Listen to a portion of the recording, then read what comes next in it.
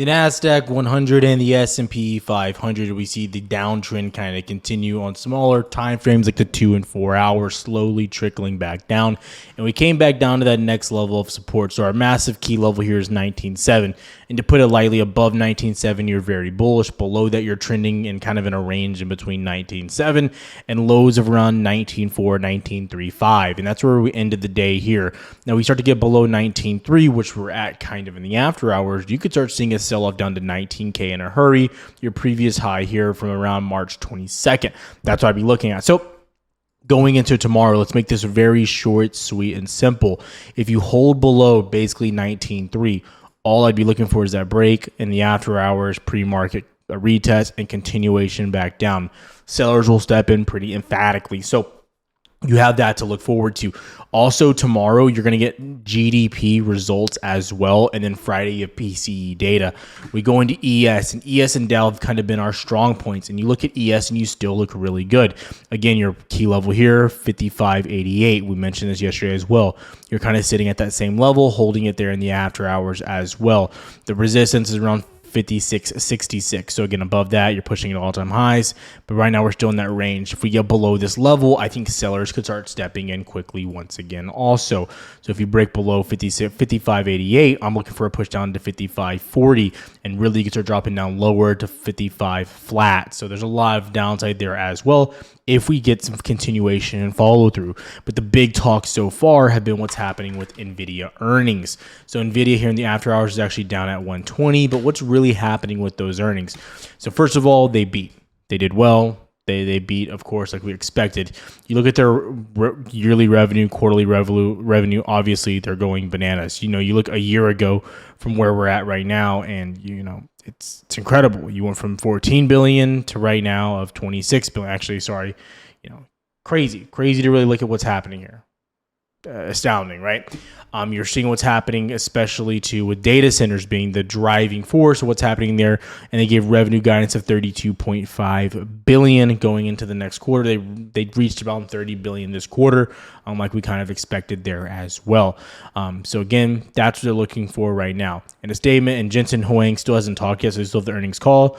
But he said the Blackwell chip is incredible, and sales are proving that, and they plan to start delivering those end of this year all the way through 2025 as well. Some they went in detail there. Now also, if you're not following on Twitter, I recommend doing so. The link is down below. I posted this as it came out. So number one, they approved a $50 billion share rebuy. That's big right there. Number two, that 30 billion revenue beat was what we wanted to see, what we wanted to look at there. Now, they did make some comments around what's happening as far as what's happening with competitors such as AMD taking a little bit of their market share. They still said they expect to continue to increase and grow in their overall demand and growth that they're having right now. Their gaming division, which used to be their breadwinner, saw some revenue increase up to 3 billion, but again, a bulk of their money is coming from, data centers, which is how they're winning right now. So that was the big thing there. I'll tell you right now, my opinion here, NVIDIA did beat, but again, I think the earnings call tells you the entire story. I think any dip on NVIDIA is still a buy, whether you want to admit it or not. If you want to, you can go look at the PE ratio on NVIDIA. Something to consider is that the PE ratio has continually got more and more affordable after every single earnings, despite the price rising. Again, it's getting more and more of affordable of a stock. So if we're lucky enough to dip back down to $100, I'll buy more Leaps. I'll keep doing the same thing. So again, we bought Leaps down here. We got pushed up to 130. Everyone was like, hey, I wish I bought more Leaps. Well, you're gonna get that opportunity once again. It's looking like potentially. So that's what's happening there. Though that's the primary thing of what we're looking for and what we're watching for there. Again, now a few other earnings that we had kind of play out here. CrowdStrike, this was my favorite earnings, I'll tell you right now. I ended up actually getting some longs on CrowdStrike. Their earnings call should be going on pretty soon. But again, I want to see how they perform. So far, what happened from the data came out good. Overall beat. A little bit lower expectations, but they're trying to bounce back. We'll see if they can get some more follow through. CRM reported as well. A good beat there. And you had Affirm, one of the mid caps I've been talking a lot about, had a monster beat, revenue up like 40% overall. They reported close to 700 million, worth mentioning. Previous earnings were around 576. So really nice growth overall there as well as far as revenue goes. So again, Affirm mid caps have been continuing to be the real story here, right, of what's taking place. But again, going into tomorrow, we got to keep it very simple of what we're looking for. If you get below and hold below the key level, then I expect sellers to take control under 19.3. If we can get some love and start bouncing and get above 19.7, I think buyers take overall control. Even back above 19.4, I have us pushing back into 19.6, 19.7 as well. So again, keep your head on a swivel, what I'm watching for right now, and what I'm looking at. Again, give PC on Friday, so that'll also be pretty big. Going into SPY and Qs, again, SPY, you got below your 559 level here. If you were trading that here on the day, then you can also see it's on the 2 hours. Let's go to the 1 hour so you can see a little bit more clear. But you saw once we broke that level, we dropped down basically to 555, that little previous low that we had right there as well. You can see that taking place, and then we kind of retested 559 into the day and rejecting so far. So what we're looking at there, you get below 555, sellers can start pushing us down to 550. Going into QQQ, this is a little bit of the story as well. You get below our key level, 471.3, 471.5. You kind of get there, you reject throughout the day, you push down, bounce up, and you're kind of just rejecting, pinballing around this area. The next area of support's around 465.9, and then you got to come down basically to 462, 463. So what we're looking at there as well. The Dow, what's happening with Russell. Dow's kind of played some pinball.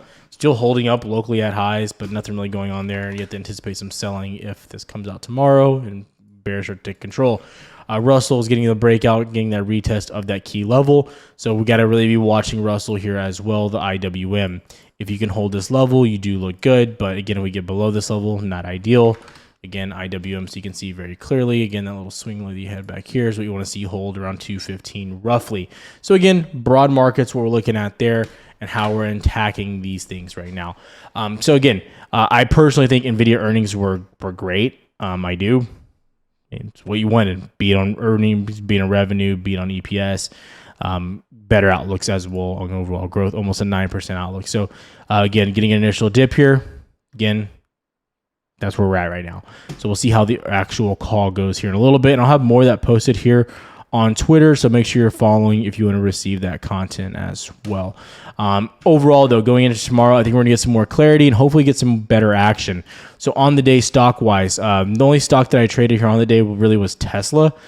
Tesla came down to the 200 SMA 203. Also posted this on Twitter, so it was there as well, but obviously posted it in Discord first. So you see all the information as well. So that was the trade of the day down to 204 or 203, 204. Below that, sellers can really step in and start pushing us down to like 198, 194. That'll be really concerning. So that could be a good trade into tomorrow as well. AMD currently down on the day right now. Also going to be watching AMD into tomorrow. If NVIDIA does not perform, I think AMD is going to get hammered. I think 141, then possibly 133, 134 as well. So again, AMD is a must watch, in my opinion, going into tomorrow as well. AVGO seeing some selling, and then ARM as well, one of the big names we've been watching. If ARM loses 121.5, I think we're going down to 115, and then the 200 SMA. So again, if NVIDIA's earning call does not go well, I think a lot of these semiconductors, you are targeting a lot of weakness there and expecting weakness across the board on those names. Now, another name here is SMCI. So SMCI Hindenburg. Okay, so this is really interesting, and I want to talk a little bit about this. Okay, so Hindenburg Research was known for their short reports, right? And so they released a short report on SMCI yesterday, basically saying that we believe they're a fraudulent company. Okay, and I know a lot of you guys are going to have questions about this, right? Now, this came out and SMCI dropped, right? So SMCI, like, you know, you can go to like the, one second, like the 1 hour candle here. So you see yesterday, Monday, I think this gets released, or Tuesday, yesterday, Tuesday. You drop and then you pop back up, you're fine. Well, then SMCI does something interesting. So SMCI decides, you know what we're gonna do the next day. We're gonna postpone our 10K filing. Okay, citing the inability to do so without unreasonably effort or expense. As the server computer products maker navigates this challenge, their market reacts swiftly. So they're like, we're going to wait to release our filings on like our profits and what we're doing as a company. Yeah, that's like imagining if there's a murder on your street that you live on and the police come to your door, knock on it, and say, hey, can we ask you a few questions? And then you slam the door in their face saying, hey, let me clean my house really quick. I'll be right back. Yeah, that's a red flag. And SMCI is giving some very, very, very scary feelings here. Yeah, I wouldn't want to be nowhere near this. Definitely not a buyer. Shout out to Jay for calling this short out a long time ago. But yeah, so keep your head on a swivel. Be very careful there. I have no desire to be touching that. Amazon losing the 200 SMA here, looking like a good opportunity back down to 168, 167. Again, you can kind of see this previous little level here, previous high, little zone here. You kind of already came into it, but I would be looking for more downside into that zone as well. I like the company. I like what they're doing. And I think they're going to be a buying opportunity. But as of right now, like, again, you got to trade what the market gives you, not what you think you can take from the market. So understand that as well. Exxon Energy. A lot of people have been asking about Exxon and like, hey, man, Exxon's not breaking out. Exxon over the past few months has been one of the easier trades on broad markets, believe it or not. You come down to 114, give or take, and then you bounce into 120 and you repeat the process. This is the 2-hour time frame. From July 16th to right now, you've done it 1, 2, 3, 4 times. Yeah, that's an easy trade. So if we get down to 114, I think it's a buying opportunity personally. Make sure you're keeping your head on a swivel there as well. Costco, Walmart have been pretty strong. Costco, I'm keeping my head on a swivel here as well. We get back above 895, 896. It's a long back into highs. Be careful there, what I'm looking for. Walmart holding up at highs, very incredible up here, but I think Costco is more the play just with the volatility. The contracts move very, very good. A little bit interesting behavior here too. VIX started spiking here on the day going into the earnings, so wasn't a big surprise that VIX started getting some volatility and movement there. Last things here, you have the 30-year yields basically pinning sideways. DXY sitting at lows as well. Nothing really crazy happening, not a lot of buying. So I don't think this is signaling any type of concern broad markets, but what I'm really waiting for right now and kind of watching.